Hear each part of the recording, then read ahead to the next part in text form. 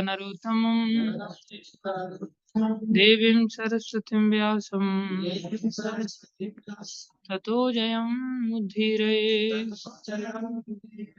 नष्टप्रायेषु भद्रेषु नित्यं भागवत सेवया भगवती उत्तम श्लोके भक्तिर्भवती नैष्ठिकी।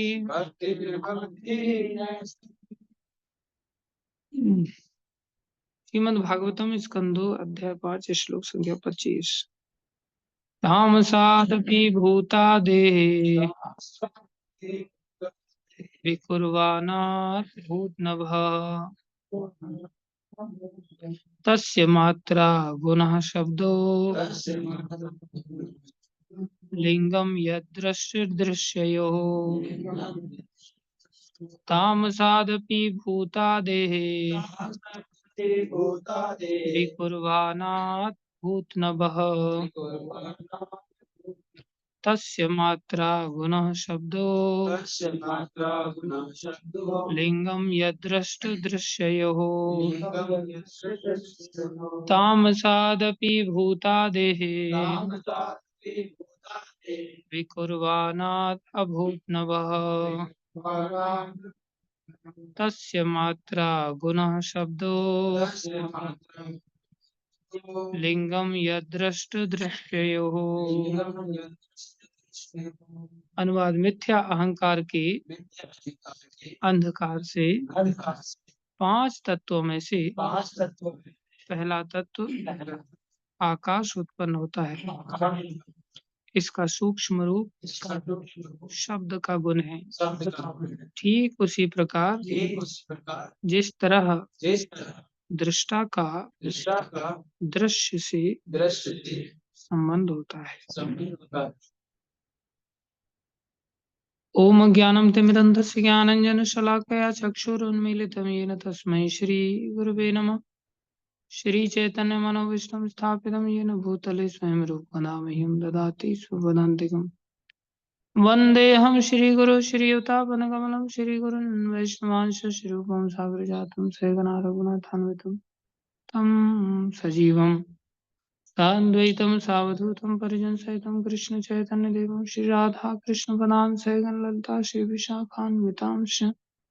हे कृष्ण करुणा सिंधु दीनबंधु जगतपते गोपेश गोपीकांत श्री राधा कांत नमस्तुते।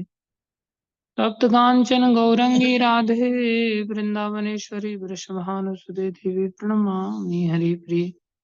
वाञ्छाकल्पतरुभ्यश्च कृपा सिन्धुभ्येव च पतितानां पावनेभ्यो वैष्णवेभ्यो नमो नमः। जय श्री कृष्ण चैतन्य प्रभु नित्यानंदा श्री अद्वैत गदाधर शिवासादि गौर भक्तवृंद। हरे कृष्ण कृष्ण कृष्ण हरे हरे, हरे राम राम राम हरे हरे। हरे कृष्णा कृष्णा कृष्णा हरे हरे, हरे राम राम राम हरे हरे। हरे कृष्णा कृष्णा कृष्णा हरे हरे, हरे राम राम हरे हरे। गुरुमे गौरचंद्राय राधिकाय तदालये कृष्णाय कृष्ण भक्ताय तद्भक्ताय नमो नमः।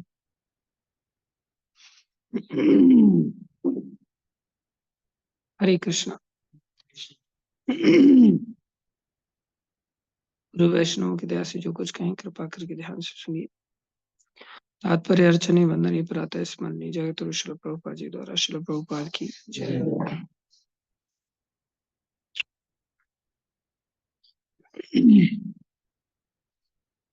प्रभुपाद जी बता रहे थे वास्तव में भगवान के अतिरिक्त अन्य कोई भोक्ता नहीं कहा जा सकता। भगवान ही परम भोक्ता है। लेकिन जीव झूठे ही भोक्ता बनना चाहता है। मिथ्या अहंकार का यही मूल है। कोई व्यक्ति के अंदर मिथ्या अहंकार है या नहीं है, इसकी पहचान क्या है? हमारा भोक्तापन का भाव। अगर हमारे अंदर किसी भी चीज को एंजॉय करने की प्रोपेंसिटी है, कोई भी वस्तु है, चाहे हम कपड़े पहन करके अपने आप में फील करें कि वो कितना आनंद आ रहा है, इतने बढ़िया कपड़े पहन लिया,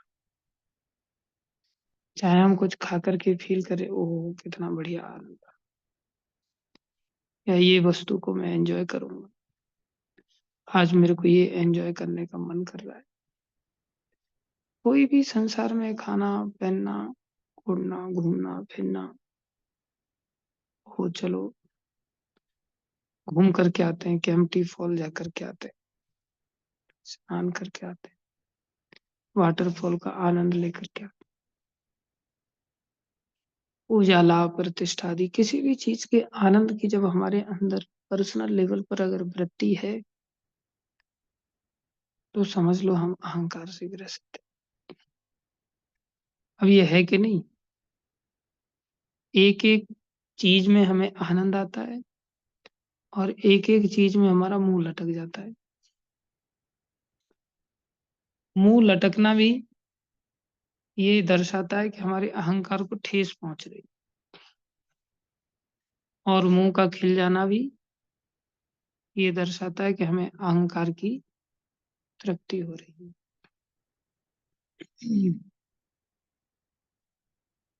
जबकि होना चाहिए भगवत सेवा को लेकर के ऐसा भाव कि अरे हम सेवा में नहीं लग पा रहे हैं, हमारा मुंह लटक जाना चाहिए। दूसरे को सेवा दे दी जाती तो हम खुश हो जाते, अच्छा हुआ। वो खुशी हमें प्राप्त होनी चाहिए कि भगवान की सेवा का सौभाग्य हमें प्राप्त हो रहा है, हमारे लिए कितनी खुशी। लेकिन वो अहंकार ऐसा होने नहीं देता ना, दास भाव नहीं, स्वामी भाव है। दास भाव जिसके अंदर होगा, वो सेवा को पाकर के मुंह प्रसन्न हो जाए। अभी जैसे किसी को बोल दिया जाए भाई हिल्टी चलाने की सेवा है तुम्हारी, तो एकदम से मुंह लटक, अरे यार फिर वही हिल्टी आ गई, फिर हिल्टी चलवाएंगे, फिर ये झाड़ू पोछा करवाएंगे। ये क्या है? अहम भाव हमें दास का अनुभूति नहीं करने देता। और कहीं चलो घूम करके ना, हाँ तुरंत तैयार हूँ। एक बालक को कहीं जाने से मना कर दिया, तो उसका दूसरा सहपाठी कह रहा है कि प्रभु ये बाल्टियां भर देगा रो रो करके आंसुओं से, आप इसको अनुमति दे दो जाने की। मैं बोला बाल्टी नहीं, ये कुसुम सरोवर भर दे तो भी मैं अनुमति नहीं दूंगा। तो हम कितना रोने लग जाते हैं, संसार की छोटी छोटी चीजों को लेकर के हम रोने लग जाते हैं। कितना बड़ा हमें अपने आप को शिफ्ट करना होगा, और ये बालकपन से हो जाए तो अच्छी बात है, बड़े होने पर नहीं होगा। बालकपन में भी आजकल का वातावरण इतना दूषित है, छोटे छोटे बच्चों का अगर संडे प्रोग्राम में अगर उनकी गर्लफ्रेंड आ जाती है तो एकदम खुश हो जाते हैं, ओहो संडे प्रोग्राम में हमारी गर्लफ्रेंड आ गई।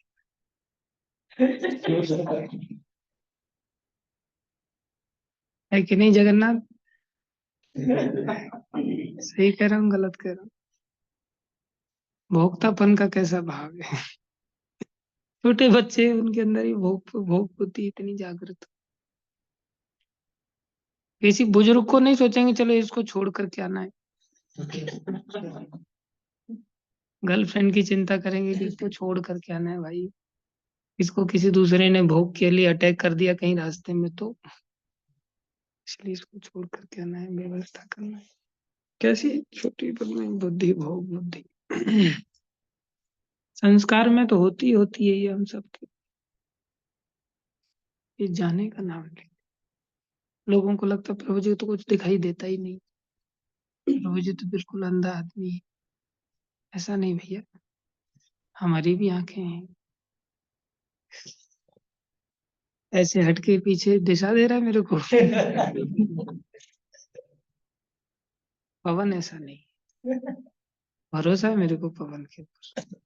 बस तू ये बता दे बाकी है कौन ऐसा फिर। कौन ऐसा है? तू तो ऐसा नहीं है ना। अच्छी बात है। कथा में झूठ नहीं बोलना चाहिए। दास बुद्धि सेवा में अवसर आ जाए हमारा। लेकिन भोगों के पीछे ऐसे जाने से होगा क्या? प्रभुपाद जी यहाँ लिख रहे हैं, जब मोहग्रस्त जीव इसकी इच्छा करता है तब भगवान की इच्छा से छाया तत्व उत्पन्न होते हैं। ये सब छाया तत्व हैं और जीवों को उनके पीछे उसी तरह दौड़ने दिया जाता है जिस तरह मृग मरीचिका के पीछे मृग। वास्तविक सुख तो है ही नहीं यहाँ, सब छाया सुख है। हम सब भ्रमित हैं, भ्रमित होकर छाया सुख के पीछे भागते। बोलना आसान है भैया, हम भी भाषण दे रहे हैं, लेकिन कंचन और कामिनी इनके प्रति आकर्षण भक्ति से ही जा सकता है, भगवान की कृपा से ही जा सकता है। इतना सहज नहीं है इस आकर्षण को मिटाते। आगे प्रभुपा जी क्या लिख रहे हैं, यह कहा गया है कि पहले ध्वनि तन्मात्रा उत्पन्न होती है। सबसे पहले आकाश तत्व उत्पन्न होता है और आकाश तत्व का लक्षण है शब्द, अर्थात ध्वनि तन्मात्रा कहते हैं इसको। उसके बाद आकाश तत्व निर्माण होता है और इस श्लोक में पुष्टि की गई है कि वास्तव में ऐसा ही होता है, लेकिन ध्वनि आकाश का सूक्ष्म रूप है। आकाश फिर भी दिखाई दे देता है थोड़ा। और इनमें से और इनमें जो अंतर है वह दृष्टा तथा दृश्य के जैसा है। ध्वनि वास्तविक वस्तु का प्रतिरूप है।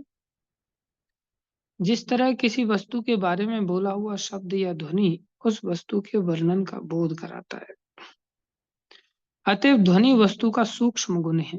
इसी प्रकार भगवान के लक्षणों का वर्णन करने वाला ध्वनि भगवान का पूर्ण रूप है, जैसा कि भगवान कृष्ण के पिता वसुदेव तथा भगवान राम के पिता महाराज दशरथ ने देखा था। भगवान का ध्वनि रूप साक्षात भगवान से अभिन्न है, क्योंकि भगवान तथा उनका ध्वनि रूप परम ज्ञान है। भगवान चैतन्य महाप्रभु ने हमें उपदेश दिया है कि भगवान का पवित्र नाम जो भगवान का ध्वनि निरूपण है, उसमें भगवान की सारी शक्तियां निहित हैं। अतः भगवान के पवित्र नाम के ध्वनि निरूपण के शुद्ध उच्चारण से मनुष्य तुरंत भगवान के सानिध्य का आनंद उठा सकता है। शुद्ध उच्चारण मतलब, शुद्ध उच्चारण मतलब शुद्ध वर्ड्स, वर्ड्स नहीं, शुद्ध उच्चारण मतलब अपराध रहित। तुरंत भगवान के सानिध्य का आनंद उठा सकता है और शुद्ध भक्त को तुरंत ही भगवान का स्वरूप प्रकट हो। शुद्ध नाम अगर हम लें, अपराध रहित अगर नाम लें, तुरंत भगवत अनुभूति हो जाती है। ये शुद्ध नाम कैसे निकलता है? ये शुद्ध नाम अपराध रहित होने पर निकलता है। अपराध रहित हम कब होते हैं? जब हम भगवान के नाम का उच्चारण देह द्रविड़ आदि इन सब चीजों के लिए नहीं करते। हम भगवान का नाम उच्चारण अपने शरीर के स्तर पर नहीं करते, शरीर के लिए नहीं करते, शारीरिक संबंधों के लिए नहीं करते। अभी देह के जितने भी संबंध हैं, प्राय हम भगवान का नाम उच्चारण संबंधों के लिए करने लग जाते, या तो सुख की प्राप्ति के लिए करने लग जाते हैं या दुख की निवृत्ति के लिए करने लग जाते हैं। कोई हमारा परिवारीजन हॉस्पिटलाइज हो जाए तो फिर माला जपते हैं कि नहीं जपते हैं? इतनी अच्छी तरह से जपते हैं कि भाई बेचारा दुख से मुक्त हो जाए। और कोई व्यक्ति किसी सुख की प्राप्ति से वंचित हो कि भाई अरे इसको नौकरी नहीं मिल रही है, सब हमारा घर का सदस्य नौकरी का सुख नहीं मिल रहा है, जब करने लग जाते हैं। एक टीचर मेरे को बोलता है, यार हाथ देखो तुम मेरा, जब मैं कॉलेज में पढ़ता था, तो उसने मेरे को हाथ दिखाया। मेरे को पता था उसकी शादी नहीं हुई अभी तक। काफी परेशान हो रहा था। मैंने उसको बोला, आपकी शादी नहीं हुई अभी तक? हाँ यार, तेरे को कैसे पता चलेगा? मेरा आपकी हाथ की रेखा बता रही है। मैं बोला, घर पे भी आपके कलह कलेश चलता रहता है। बिल्कुल सही बोल रहे हैं। कैसे पता चला? बोले, वैसे तो कलयुग बता रहा है, लेकिन मैंने उसको बोला आपकी हाथ की रेखा बता रही है। मतलब आपके कोई घर के लोग इतना सुनते नहीं। हाँ यार, बिल्कुल सही बात है, मेरी कोई नहीं सुनता है। अब ये सत्य बात है। सबके साथ ही ऐसा होता है।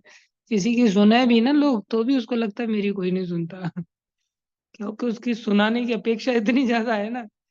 वो चाहता 24 घंटे मेरी बात सुनी जाए। एक आध घंटे से उसका पेट नहीं भरता। बोले, हाँ यार, बिल्कुल ठीक है। मतलब उपाय मैं बता सकता हूँ? बोले, बताओ उपाय बताओ। बोले, एकादशी का व्रत करना चालू कर दो और माला जपना चालू कर दो भगवान का। उसने चालू कर दिया। शादी हो जाएगी ना, मतलब 6 महीने के अंदर अंदर। मुझे 6 महीने तो जपेगा। होगी नहीं होगी वो बात की बाद में देखी जाएगी। उसने एकादशी व्रत चालू कर दिया और जप करना चालू कर दिया। तो लोग सुख के लिए जपते हैं या दुख की निवृत्ति के लिए जपते हैं। कृष्ण के लिए कोई नहीं जपता कि भाई ये कृष्ण को अच्छा लगता है, इसलिए मैं कृष्ण नाम जपता हूँ। ऐसा नहीं देखा जाता। इसलिए देह के लिए जपना कहा जाता है इसको। दूसरा, गेह गेह मतलब घर बार, उसमें संपत्ति वगैरह, द्रविड़ जिसको कहते हैं संपत्ति, उसके लिए आदमी जपता है। कोई व्यक्ति कब्जा कर ले हमारी जमीन को, जप करना चालू कर देता है कि हमारी जमीन पे कैसे कब्जा कर रहा है। हमें भी कुछ सोना चांदी इधर उधर से मिल जाए, धन दौलत मिल जाए, उसके लिए जपना चालू कर देता है। कई बार भक्ति मार्ग में बोले डोनेशन तब मिलेगा, पहले 16 माला करके जाओ, तब चंदा चिट्ठा मिलेगा, नहीं तो नहीं मिलेगा। प्राय हम लोग, जो केंद्र बिंदु हमारा है, वो देह द्रविड़ी है। कृष्ण अगर बन जाए, कृष्ण की खुशी के लिए अगर हम जपना चालू कर दें, तो वो अपराध रहित होता है। वो तब होगा जब हम इन सब चीजों के लिए समय ही ना छोड़े, इतना जपने लग जाए, इतना जपने लग जाए, इतना जपने लग जाए, या भगवान का नाम रूप गुण लीला धाम जन में इतने डूब जाए, इतने डूब जाए कि टाइम ही ना बचे। जब टाइम नहीं बचेगा, तो फिर समय नहीं बचेगा अपराध करने के लिए। कहते सदा कीर्तनीय सदा हरि, समय ही ना बचे।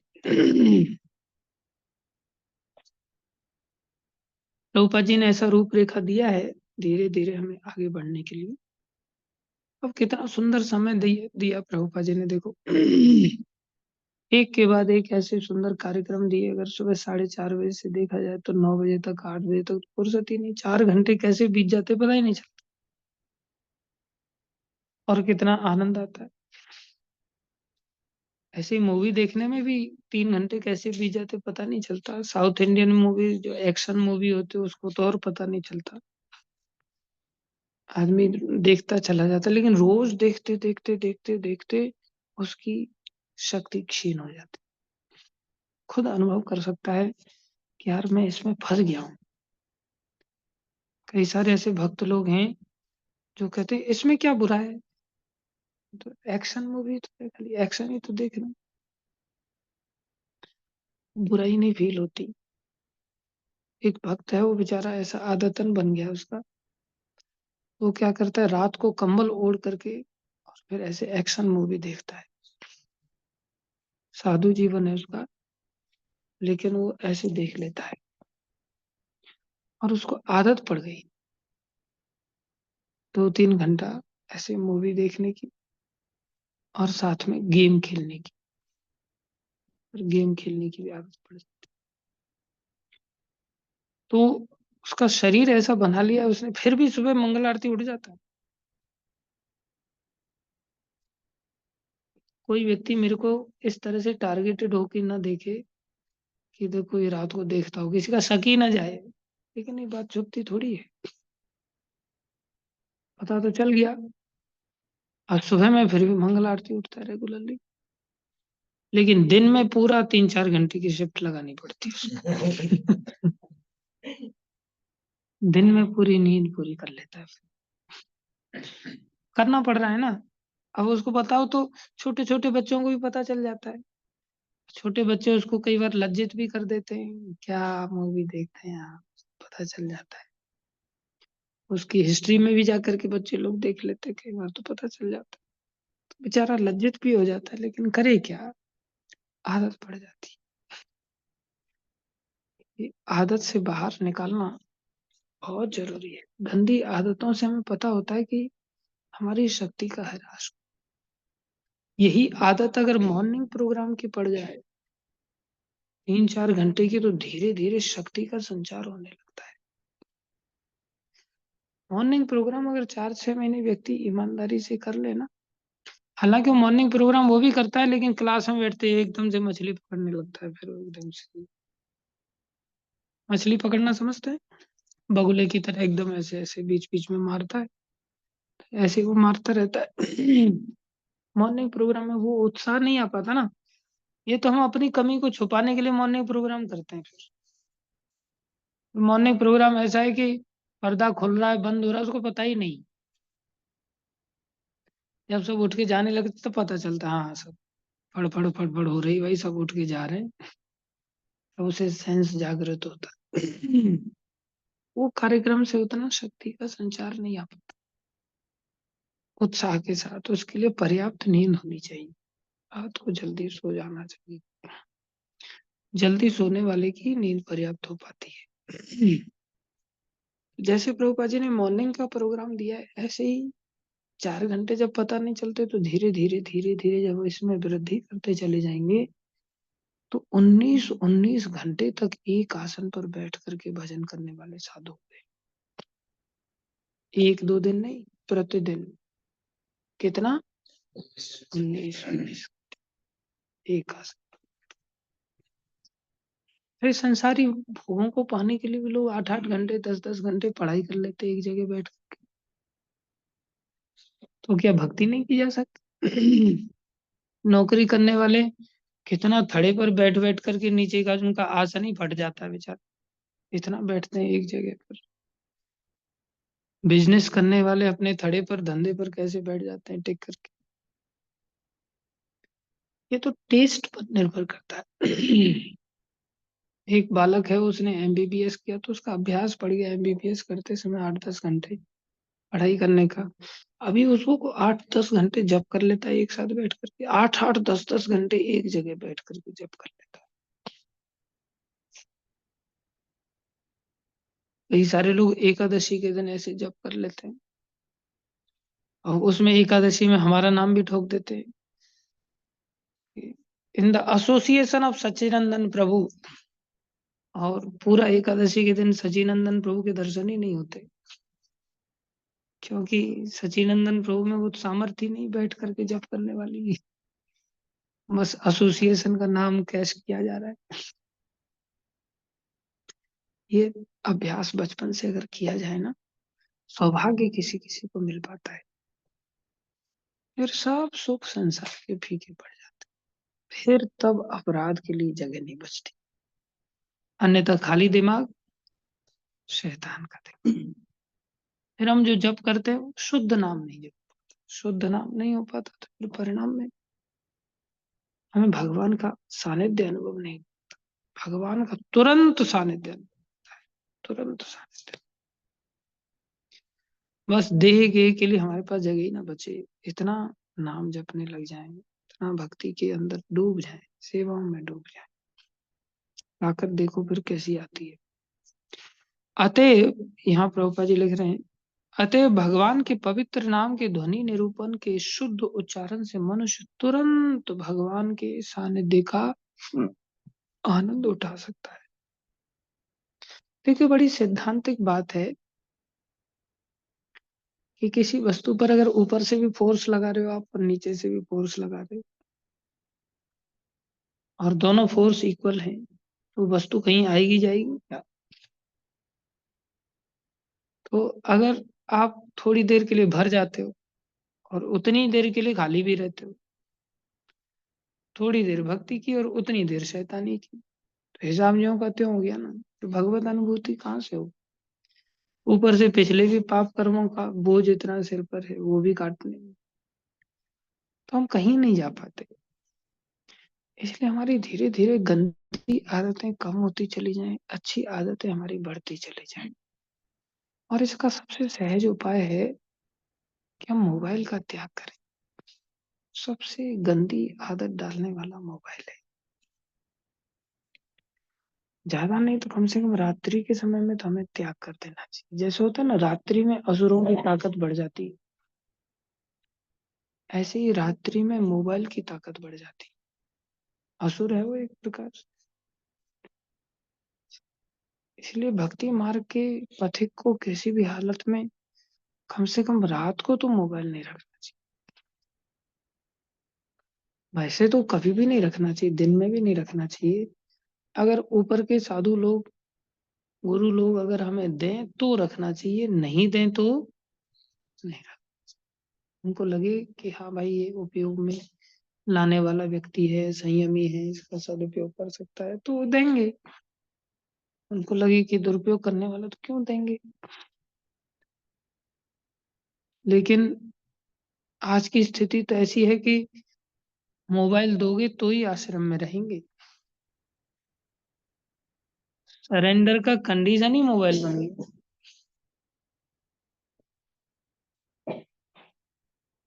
कितना हमारा संसार में माँ बाप से उतना प्रेम नहीं है। आदमी माँ बाप को छोड़ने के लिए तैयार है, परिवारी जनों को छोड़ने के लिए तैयार, लेकिन मोबाइल को छोड़ने के लिए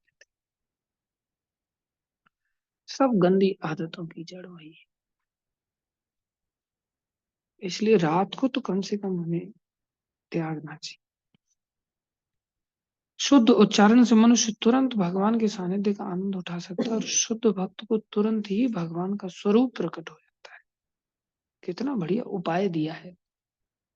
अतएव शुद्ध भक्त भगवान से एक क्षण के लिए भी विलग नहीं होता, एक क्षण भी दूर नहीं।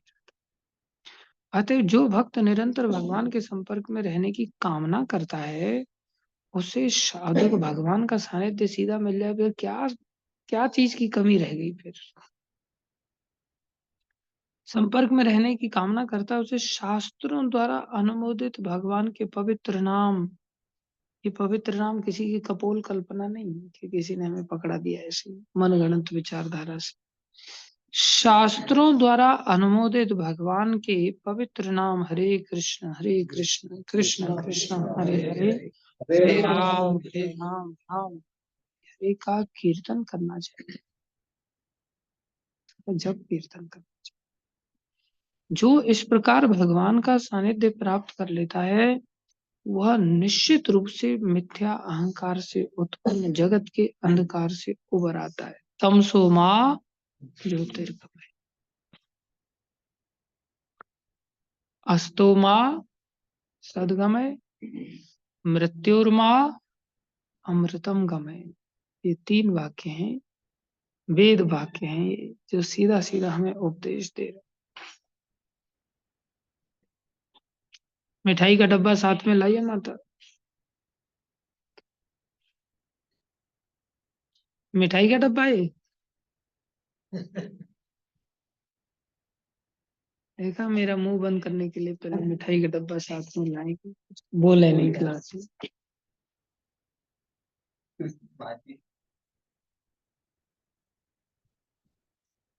अच्छी बात है। आइए, स्वागत है आप लोगों का।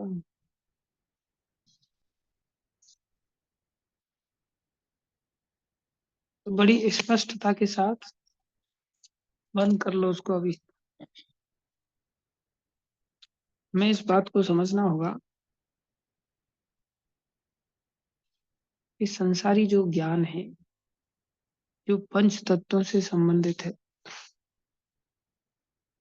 कोई लोग आकाश के बारे में ज्ञान ले रहा है, कोई लोग वायु के बारे में ज्ञान ले रहा है, एरोनॉटिक इंजीनियरिंग कहते हैं उसको। ऐसे ही टेलीकम्युनिकेशन इंजीनियरिंग सब आकाश की इंजीनियरिंग है। ऐसे ही कोई अग्नि को लेकर के इंजीनियरिंग कर रहा है, जैसे मेटलर्जी इंजीनियरिंग कहते हैं, उसमें आग के द्वारा फिर मेटल बनाए जाते हैं, अलॉय बनाए जाते हैं। ऐसी कोई सिविल इंजीनियरिंग करता है, धरती पानी वगैरह को लेकर के। ऐसे ही संसार में पानी के बारे में लोग जानकारी लेते हैं, नेवी वगैरह में जाते हैं। ये जब संसार की जो शिक्षाएं हैं ना, ये सब पंच तत्वों से संबंधित शिक्षाएं हैं, और ये सब अहंकार को बढ़ाने वाली शिक्षाएं हैं। अहंकार का हानि तो केवल भगवत गीता और भागवत से प्राप्त होती है। इसलिए विद्या उसको कहते हैं, जैसे विनय है, विद्या विनय संपन्न। संसार की जितनी भी विद्याएं प्राय अहंकार को बढ़ाती है, इन्हीं पंच तत्वों से संबंधित है। यही पंच तत्व भगवान की सेवा में लग जाएंगे, लेकिन वो तब लगेंगे पहले गीता भागवत का हम आश्रय ले, भगवान का आश्रय। भगवान का आश्रय लेने से हर चीज भगवत में दिखाई देगी। और भगवान का आश्रय न लेकर के देह गेह का आश्रय जब हम लेकर के जीवन जीते हैं, तो हर चीज देह गेह में ही दिखाई देगी। भगवान को भी हम अपने लिए यूज करने लग जाएंगे। और भगवत विज्ञान अगर हमारे चित्त में बैठ गया, तो हम हर चीज को भगवान के लिए यूज करने लग जाएंगे। इसलिए हमें इसको बारंबार सुनना चाहिए। और देखो, बार बार सुनने का परिणाम ये होता है, जब हम किसी चीज को बार बार सुनते हैं ना, वो अंदर आ जाती, सुनने मात्र से अंदर आ जाती। केकई भगवान राम से बहुत ज्यादा प्रेम करती थी, बहुत ज्यादा प्रेम करती। और देखो, भक्ति मार्ग में हमें गुरुजनों को सुनना चाहिए, बिना किसी लाग लपेट के सुनना चाहिए। अपने मन का, संसारी चीजों का न सुन करके हमें गुरु साधु शास्त्र को सुनना चाहिए, बिना लॉजिक के सुनना चाहिए। पहले राजा लोग भी बिना लॉजिक के सुनते थे, जो बोल दिया वो बोल दिया। अब देखा जाए तो भरत शत्रुघ्न राम लक्ष्मण, ये चतुर्व्यूह महाराज दशरथ के प्रकट हुए, जो साक्षात भगवान ही है। कितनी तपस्या के बाद प्रकट हुए। पुत्र कामिष्ठ यज्ञ किया गया, काफी लंबे समय के बाद आए, साक्षात भगवान प्रकट हुए। कितना प्रेम होगा महाराज दशरथ का, कितना प्रेम था आपस में, भाइयों का कितना प्रेम था। लेकिन अचानक से महाराज दशरथ को गुरु वशिष्ठ ने बोला, भैया कल का दिन बड़ा शुभ है। और उनको शास्त्रों की घटना के आधार पर पता चला कि कल के दिन ही राज तिलक कर दिया जाए। तो उन्होंने बोल दिया तो किसी ने ये प्रश्न नहीं उठाया कि भरत शत्रुघ्न नानी के घर गए हुए भाई, उनकी अनुपस्थिति में राज तिलक कैसे किया जा सकता है। कुछ नहीं, बोल दिया तो तुरंत घोषणा, भाई कल ही राज तिलक किया जाए। देखो कितना, कोई लॉजिक नहीं, कोई वो नहीं कि भाई ऐसे कैसे हो सकता है, लोग क्या कहेंगे, और इतना इतना इम्पोर्टेंट ओकेजन है, इस पे तो कम से कम भाइयों का, सभी भाइयों का एक साथ होना बहुत जरूरी है। कितना महाराज दशरथ की श्रद्धा थी गुरुपाद पद्म। और इसी मौके का फायदा उठाया कैकेयी ने, ये मंथरा ने। और मंथरा ने क्या कहा कैकेयी को, देखा राजा का अगर तुम्हारे पुत्र से प्रेम होता, तो उनको चतुराई से पहले नानी घर नहीं भेजता। देखो परिस्थिति कैसी जानबूझ के निर्माण की है, चतुराई से नानी घर भेज दिया है। और कौशल्या के पुत्र का राज तिलक करना चाहते। ये बात बार बार कैकेयी को सुनाई जा रही है मंथरा की,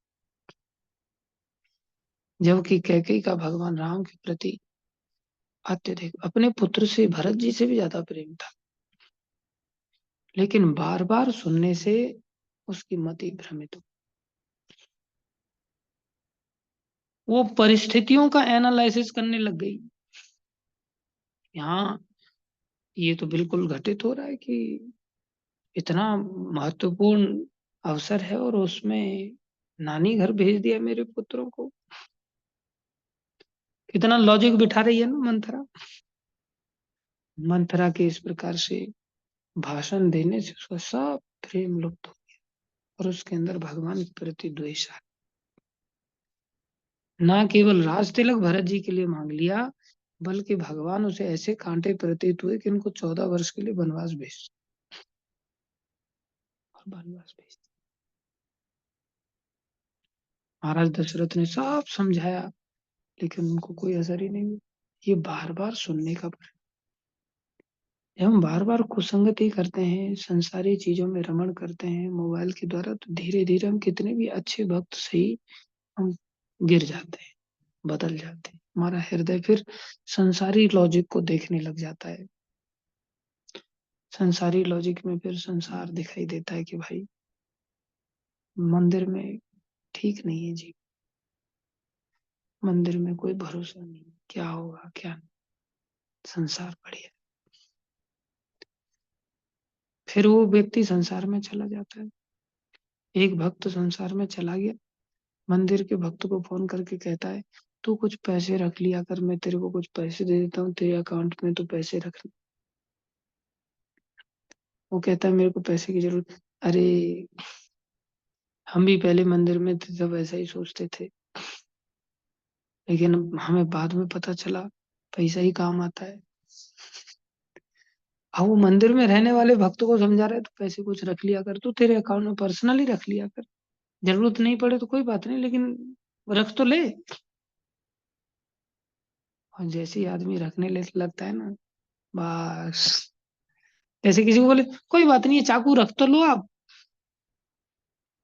चाकू हाथ में आ जाए तो बैठा बैठा कुछ ना कुछ काटने लगेगा ही लगेगा। तो ऐसे लोग, संसारी लोग, फिर बेचारे सिखा देते हैं। बहुत अच्छा भक्त था बेचारा, लेकिन अब ऐसी पैसे के ऊपर फिर निष्ठा आ जाती है, फिर दूसरे भक्तों को ऐसी शिक्षा देता है, तो कैसी निष्ठा बदल जाती है एकदम से। कैसे कुसंगति करने से, संसारी लोगों की संगति करने से, संसारी लोगों से बार बार बार बार बार बार, हम अच्छे भक्त हैं लेकिन बार बार जब चीजों को सुनते हैं ना, तो बदला। और फिर गुरु जी की बात हम बिना लॉजिक के, गुरु जी की बात सुननी चाहिए, उसमें लॉजिक लगा के नहीं सुननी चाहिए। गुरु जी ने बोल दिया, किसी को अच्छा लगे बुरा लगे वो में जाए, हमें क्या लेना देना। हमने जो आदेश मिला है हमें वो काम। That's- ऐसी बुद्धि नहीं आ पाती, ऐसी बुद्धि हमें बनानी, ऐसी बुद्धि से ही हमारा मंगल हो। नहीं तो कुसंगति का परिणाम भगवान की माँ है एक प्रकार से, भरत जी साक्षात भगवान है। माता कैकेयी को भी भोगना पड़ा, और ऐसा भोगना पड़ा कि दुनिया में कोई कैकेयी अपनी बेटी का नाम रखता ही नहीं। इसलिए बार बार सुनना चाहिए, भागवत भी हमें बार बार सुनना। हम बेशक बिगड़े हुए हैं, बर्बाद हैं, लेकिन फिर भी अगर हम बार बार इस कथा को सुनेंगे ना, तो हमारे जीवन में बदलाव। इसलिए नित्यम भागवत सेवया, ऐसी नाम जब भी बार बार करना, हर चीज निरंतरता के आधार लेकर के चले जाएं, बहुत आनंद आए। धन्यवाद सभी भक्तों का। भागवत महापुराण की जय, श्री प्रभुपाद की जय, श्री गुरु महाराज की जय, अनंत कोटि वैष्णव वृंद की जय, आप सब भक्तों की जय।